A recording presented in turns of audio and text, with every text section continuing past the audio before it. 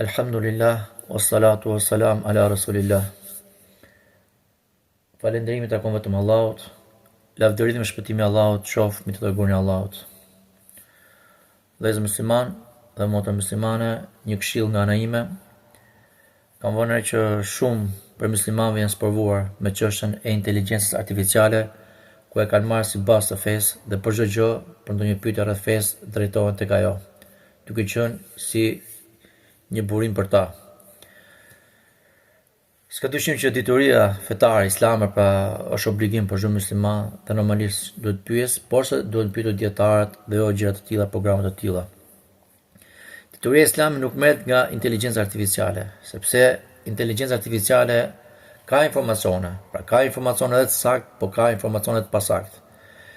Dhe mund të shfletojë në pak sekonda miliona informacione, po ajo mund të jap edhe informacion të pasaktë. Dhe kjo për shkak se inteligjenca artificiale nuk ka përgjegjësi dhe nuk ka amanet fetar. Po ashtu ajo bazohet në bazë të statistikave dhe jo në bazë të kuptimit të saktë. Në shumë raste ngatrohet apo jep një përgjigje të përgjithshme që nuk ka lidhje fare me një situatë specifike.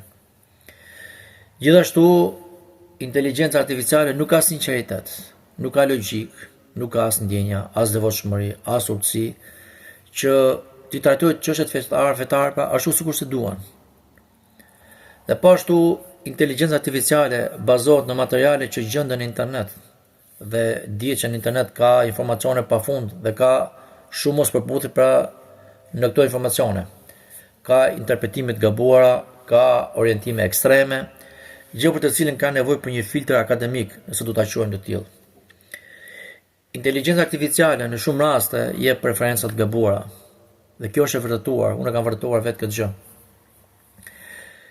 Saqë ka arrit puna dhe ajetet kuranore i ka të deformuara. Pra hadithe nuk bëhet fjalë akoma dhe më keq, ku sjell shumë hadithe të dobta, dhe po aty ka arrit puna që shpift në emër të dietarëve, ku sjell informacione që ka dhënë filan dietar, ka dhënë filan dietar, dhe ndërkohë që e gërmon, i kërkon referencën, e ngacmon, e provokon, atëherë dorëzohet dhe kërkon falje. Gjithashtu ka një servilizëm të papar dhe e quan programim i mirësjelljes. Pra ku përdor çdo gjuhë të ndryshme për një çështje. Ka hipokrizi të theksuar, sepse ajo nuk ka parime, sikurse një dietar që ka parime dhe qëndron besnik i parimeve. Pra, inteligjenca artificiale përdor shumë standarde, duke promovuar mendime liberale e të tjera. Gjithashtu në shumë raste gënjen dhe nuk thot të vërtetën, sepse e vërteta për të është e vërteta nga korporata që ka krijuar dhe kjo e vërtet që është reale, që duhet thonë nuk ekziston tek ta. Pra me pak fjalë, është e komanduar, pra që të thot ato që i servirin i japin drejtuesit e tyre. Gjithashtu, inteligjenca artificiale nuk ka ndonjë vindar se që thot kjo është e vërtet dhe kjo është e kot. Sepse është e programuar për të qenë e tillë, apo për të qenë edhe neutrale, dhe në mënyrë të mjegullt e barazon të mirë dhe të keqen. Pra duke vendosur mjegull, ti nuk e kupton dhe fillon e barazon të mirë dhe të keqen.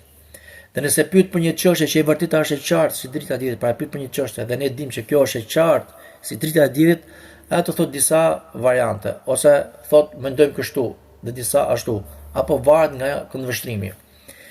Gjithashtu, inteligjenca artificiale është një sistem sekuralist që zbut rregullat e prera fetare, rregullat që bien ndesh me shariatin. Ajo e prezanton fen sipas shijes së kohës dhe jo sipas burimeve origjinale. Inteligjenca artificiale është programuar thellësisht në gjuhën angleze, domethënë që është shumë problematike në lidhje me tekstet fetare që janë nga gjuha arabe, që domethënë në shumë raste termat në arabisht përkthehen sipas koncepteve jo islame, ku mbasin dhe origjinalitetin.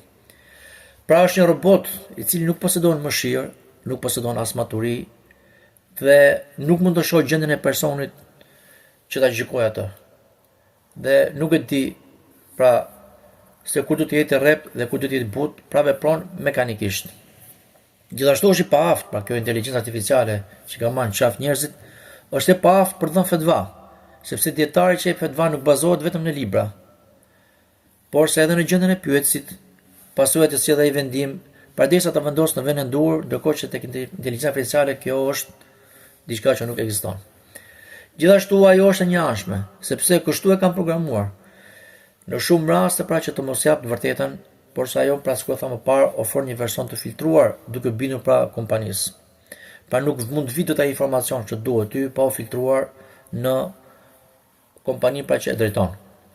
Dhe shembulli i inteligjencës artificiale është si shembulli i një gote me qumësht, ku në të i kanë hedhur 2 lugë mjalt dhe një pikë helm. Ndërkohë që ai që e pikë këtë gotë, padyshim që është i helmuar, edhe pse ai nuk e kupton, pra nuk e ndjen, sepse mjalti është shumë i ëmbël. Pra ëmbëlsia e mjaltit është aq e madhe sa që helmi i hidhur nuk arrin të ndihet. Dhe ky është shembulli i inteligjencës artificiale. Pra, nëse inteligjenca artificiale do të na servite një gotë ujë të pisët, normalisht atë nuk do ta pi askush. Por se çfarë bën, vjen në formën e qumshit me mjaltin dhe me një pikë helm. Pra, ai nuk thot haptasi, është i çari pra kundër islamit, nuk flet kundër islamit haptas, por se përdor një mënyrë tjetër duke e tjetërsuar islamin, duke dhënë një islam të cënuar. Dhe duke u përzierë me parime që i pëlqen armiqve të islamit, jo sikurse i ka përmend Islami. Ka thënë Allahu i lartësuar, "Fas'alu ahla dhikri in kuntum la ta'lamun." Pyesni njerëzit e dijshëm, ahlu dhikri, pa dietarët, nëse jeni që nuk e dini. Pra Allahu na urdhon të pyesim dietarët, dhe jo të merremi pra me inteligjencën artificiale, që nuk ka as logjik, nuk ka as zemë, nuk ka as ndjenja, nuk ka as mëshirë, nuk ka as një gjë. Gjithashtu ka thënë Allahu i lartësuar, "Ya ayyuhalladhina amanu in ja'akum fasiqun binaba'in fatabayyanu an tusibu qauman bijahala fatusbihu ala ma fa'altum nadimin." Ju që keni besuar, nëse ju vjen juve një i prishur, pra i pandërgjegjshëm, me një lajm, atëherë verifikoni atë në mënyrë që të mos godisni një popull me ignorancë pa nga padituria, dhe më pas të bëni pendimtar për çfarë vepruat. Ndodh që shumë njerëz kanë përfituar për inteligjencën artificiale dhe kjo nuk ka dyshim, por se gjithmonë duke qenë vigjilent dhe duke përdorur atë vetëm si një mjet teknik dhe asnjëherë si një burim absolut. Pra, robër të Allahut, shfrytëzoni fuqinë e këtij mjeti pa u bërë robër të tij. Pra jeni të kujdesshëm, sepse ajo është sikur një thik që është shumë e mpret dhe është në dorën e kuzhinjerit. Pra që ai do të jetë i kujdesshëm, sepse nëse ai nuk është i kujdesshëm, atëherë do të lëndojë veten e tij, pa do të presë gishtat e tij. Mos e merrni përgjigjen e saj, nëse do pyesni, pa do të detyroheni për një çështje fetare, mos e merrni përgjigjen e saj si një përgjigje përfundimtare, derisa ta verifikoni nga burimet e tjera të sakta. Pra, përdorin atë si një asistent apo sekretar dhe jo si një udhëheqës. Pra, përdorni sikur të jetë një hartë në dorën tënde dhe jo si një udhërofyes.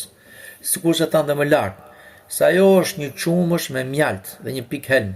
Prandaj filtrat duhet të jenë shumë të fuqishëm për të mos e lejuar këtë helm të depërtojë në trupin tonë. Vigjilenca nuk është opsion, por detyrim. Pa filtra të fuqishëm nuk do të shpëtojmë dot, sepse inteligjenca artificiale ka aftësi bindëse, sillet mirë dhe me servilizëm, të flet të rrjedhshëm, të flet me butësi. Prandaj mos u gënjeni nga livallet e bukura dhe të gjelbëruara që janë të minuara me mina. Kur njeriu e merr informacionin nëpërmjet një gjuhë rrjedhëse dhe ëmbël, instinktivisht e ul mbrojtjen dhe vigjilencën. Historia e Islamit ta mëson se kjo fe nuk uruhet me mirëbesim ndaj çdo informacioni, duke besuar çdo informacioni, por me një sistem rigoroz kontrolli. Dietarët e hadithit Allahu më shëroft nuk pranonin asnjë fjalë pa kontrolluar moralin, kujtesën, sinqeritetin e transmetuesit. Prandaj nuk është ruajtur kjo fe vetëm se me vigjilent, pra të rrept. E lutem Allahun subhanahu wa taala që na bëjë të jemi vigjilent, dhe të jemi të kujdesshëm, dhe ta marrim fen nga njerëzit e dijes. Walhamdulillahi rabbil alamin. Dhe Allah është më vetë mira.